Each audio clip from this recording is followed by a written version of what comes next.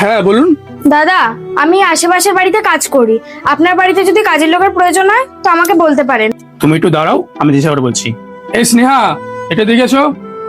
হ্যাঁ, ডাকছো? আরে ভূমি, তুই তুই এখানে? আরে স্নেহা, তুই এখানে থাকিস? আচ্ছা সুমিত, বাড়ির কাজের জন্য কি ওই এসছে? হ্যাঁ, তোমরা কি একে অপরকে চেনো? হ্যাঁ, আজকে থেকে না, আমি ছোটবেলা থেকে ভূমিকে চিনি। আর তুমি তো আমার মুখে অনেকবার ভূমির নাম শুনেছো। আমি তো এই ভূমির কথাই বলতাম। আমরা একসাথে স্কুলে পড়েছি, এমনকি আমরা কলেজেও একসাথে পাশ করেছি। আমি তো আগে প্রায় ভূমির স্ট্যাটাস দেখতাম। ও কখনো দুবাইতে, কখনো লন্ডনে, কখনো আমেরিকায়, ও তো যেতেই থাকতো। কিন্তু একদিন হঠাৎ করে দেখলাম ওর স্ট্যাটাস দেওয়া বন্ধ হয়ে গেল। আমি তো ভাবলাম ও নাম্বার চেঞ্জ করেছে, আমাকে পরে দিয়ে দেবে। কিন্তু তারপর যখন ও আমাকে দিল না, আমি ভাবলাম হয়তো কোনো কারণে ভুলে গেছে।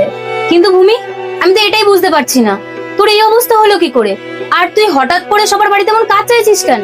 না না, তোর বাড়িতে যদি কোনো কাজের লোকের প্রয়োজন হয় তবেই আমাকে বল, না হলে আমি আসছি। আচ্ছা দাদা দাদা শোন, আচ্ছা বন্ধুত্বের খাতিরে ঘরে তো তুই আসতে পারিস। হ্যাঁ, ও তো ঠিকই বলেছে। তোমরা যখন একে অপরকে এত পর্যন্ত চেনো, এত ঘরে এসে কথা বলে আসো। আয় ঘরে আয়।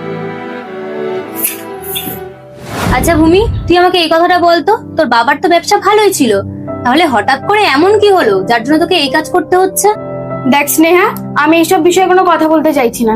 তোর বাড়িতে যদি কোনো কাজ থাকে তো তুই আমাকে বল, না হলে আমি আশেপাশে কোনো বাড়িতে কাজ খুঁজবো। আমার কাজের খুব প্রয়োজন।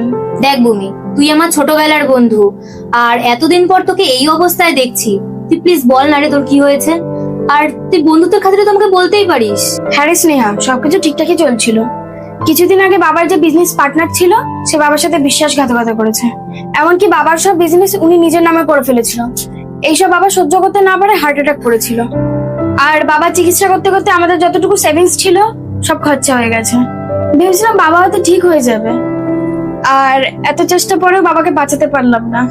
বাবা চলে যাওয়ার পরে মাথার উপরে কোনো ছাদ ছিল না, বাধ্য হয়ে আমাকে এসব কাজ করতে হচ্ছে।